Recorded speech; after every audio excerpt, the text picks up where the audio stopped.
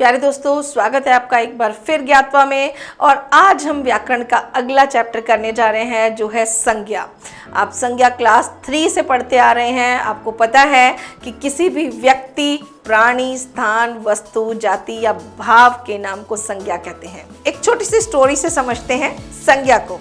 तो गीता अपने परिवार के साथ कश्मीर घूमने गई। उसने बर्फ की चादर से ढके पेड़ और घर देखे। हरियाली का तो मानो नामो निशान ही नहीं था।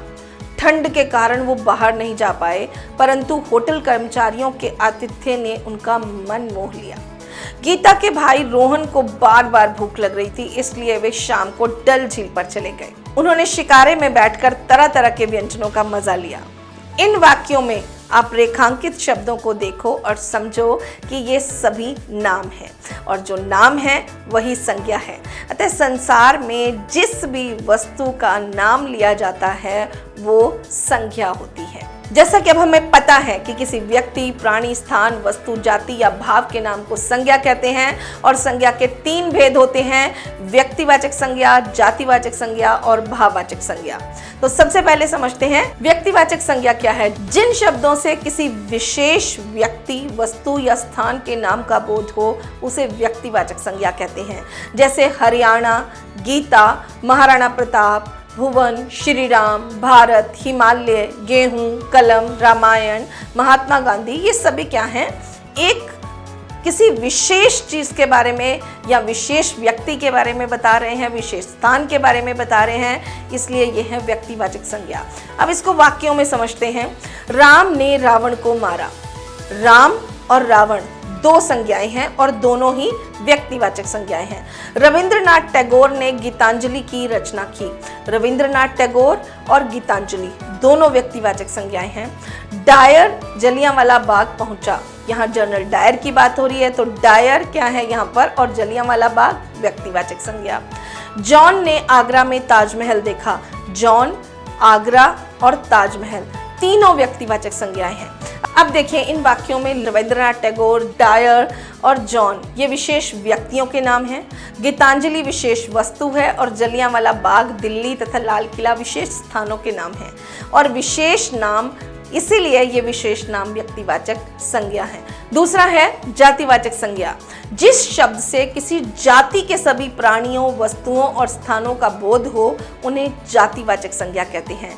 जैसे मनुष्य, कोयल, ग्रंथ, पशु पक्षी, नदी, पर्वत, शहर, देश, लड़का, लड़की, चित्रकार, कुछ भी हो सकता है। ये क्या है? जातिवाचक संज्ञा। जैसे माँ ने बेटे को मारा या माँ ने बेटे को बुलाया, तो माँ और बेटा दोनों जातिवाचक संज्ञा है। किसी की भी माँ हो सकती है, किसी का भी बेटा हो सकता है। अगर ये कहें कि माँ ने रोहन को बुलाया, तो माँ जातिवाचक संज्ञा है और रोहन व्यक्तिवाचक संज्ञा है। ऐसे ही लेखक ने पुस्तक की रचना की। अब लेखक कोई भी लेखक हो सकता है और पुस्तक कोई भी पुस्तक हो सकती है, इसलिए यह है जातिवाचक संज्ञा। छात्र बगीचे में पहुंचे। छात्र और बगीचे दोनों जातिवाचक संज्ञाएं हैं। बच्चों ने शहर में भव्य इमारत देखी। बच्चों, शहर और भव्य इमारत तीनों जातिवाचक संज्ञाएं हैं। इस तरह से जो शब्द अपनी संपूर्ण जाति का बोध कराते हैं वो जातिवाचक संज्ञा होते हैं। अगला है आपका भाववाचक संज्ञा। तो जिस शब्द से किसी वस्तु के गुण, दोष, स्वभाव, दशा आदि भावों का पता चले उसे भाववाचक संज्ञा कहते हैं। जैसे मित्रता, मानवता, समझदारी, यौवन, बचपन, बुढ़ापा, मिठास, सेवा, लड़कपन, भय आदि। अब वाक्यों में समझते हैं। बुढ़ापा किसी को अच्छा नहीं लगता। बुढ़ापा, बूढ़ा व्यक्ति होता या बूढ़ा होता तो वो जातिवाचक संज्ञा था। बुढ़ापा, हम बूढ़े व्यक्ति को देख सकते हैं, बुढ़ापे को नहीं। हम इसे सिर्फ महसूस कर सकते हैं। ये वो भाव होते हैं जिन्हें हम महसूस कर सकते हैं, देख या छू नहीं सकते।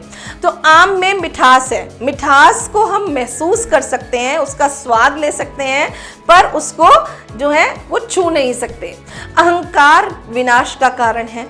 अहंकार, मदर टेरेसा अपनी करुणा के कारण जानी जाती हैं। करुणा, इन वाक्यों में आप देखें, बुढ़ापा, मिठास, अहंकार, करुणा जो शब्द हैं वो किसी व्यक्ति के गुण, दोष अथवा भाव को प्रकट करते हैं और इन भावों को क्योंकि हम स्पर्श नहीं कर सकते, केवल अनुभव कर सकते हैं, इसलिए इन्हें भाववाचक संज्ञा कहते हैं। इसके साथ साथ संज्ञा के कुछ और भेद भी होते हैं जिन्हें संज्ञा के उपभेद माना जाता है। वो है द्रव्यवाचक संज्ञा और समूहवाचक संज्ञा। द्रव्यवाचक संज्ञा, चांदी सस्ती है और सोना महंगा। आजकल घी में मिलावट होने लगी है। अब देखिए, चांदी, सोना, घी, ये सभी पदार्थ या धातु के नाम हैं, इसलिए इन्हें द्रव्यवाचक संज्ञा कहते हैं। जिन शब्दों से पदार्थ या धातु का बोध हो उन्हें द्रव्यवाचक संज्ञा कहते हैं, जैसे दूध, पत्थर, पानी, लकड़ी, तांबा, पीतल आदि। अब आता है समूहवाचक संज्ञा। मेरे परिवार में कुल 5 सदस्य हैं। परिवार, ठीक है, आप ये क्या है, एक समूह का बोध करा रहा है। मंत्री दल ने ध्वनि मत से बिल पारित कर दिया। मंत्री दल यानी सभी मंत्री जो हैं वो मंत्रियों का समूह। मेले में बहुत भीड़ थी। भीड़ फिर से यानी बहुत सारे लोगों का समूह। तो इन वाक्यों में जो मंत्री दल, परिवार, मंत्री दल और भीड़ शब्द से प्राणी या वस्तु के समूह का बोध हो रहा है, इसलिए इन्हें समूहवाचक संज्ञा कहते हैं। इस तरह स्पष्ट है कि जिन शब्दों से किसी प्राणी या वस्तु के समूह या समुदाय का बोध होता है उन्हें समूहवाचक संज्ञा कहते हैं, जैसे सेना, पुस्तकालय, कक्षा, टोली आदि। अब समझते हैं कि भाववाचक संज्ञाएं बनती कैसे हैं। तो भाववाचक संज्ञाएं 4 प्रकार से बनती हैं। नंबर 1 जातिवाचक संज्ञाओं से, नंबर 2 विशेषणों से, नंबर 3 सर्वनामों से और नंबर 4 क्रियाओं से। तो जातिवाचक संज्ञाओं से कैसे भाववाचक संज्ञाएं बनती हैं? मित्र से मित्रता, सेवक सेवा, स्त्री स्त्रीत्व, बूढ़ा बुढ़ापा, शिशु शैशव, देव देवत्व, बच्चा बचपन। अब समझते हैं कि विशेषणों से कैसे भाववाचक संज्ञाएं बनती हैं। तो विशेषण आलसी से आलस्य, काला से कालापन, अनेक अनेकता, गरीब गरीबी, सरल सरलता, सभ्य सभ्यता। अब समझते हैं कि सर्वनामों से कैसे भाववाचक संज्ञाएं बनती हैं। तो पराया से परायापन, अपना से अपनापन, मम से ममता, स्व से स्वत्व, सर्व से सर्वस्व और निज से निजत्व। इसी तरह से क्रियाओं से भाववाचक संज्ञाएं बनती हैं, जैसे चढ़ना से चढ़ाई, झुकना से झुकाव, बैठना से बैठक, खेलना से खेल, सीना से सिलाई और लड़ना से लड़ाई, धोना से धुलाई आदि।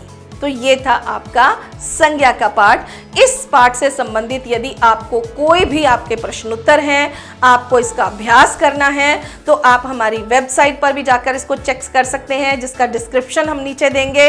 इसकी पुस्तक भी इस समय मार्केट और अमेज़न और सारे ऑनलाइन प्लेटफॉर्म्स पर उपलब्ध है, आप जहां से इसको खरीद सकते हैं। मिलते हैं अगले चैप्टर के साथ, तब तक के लिए धन्यवाद।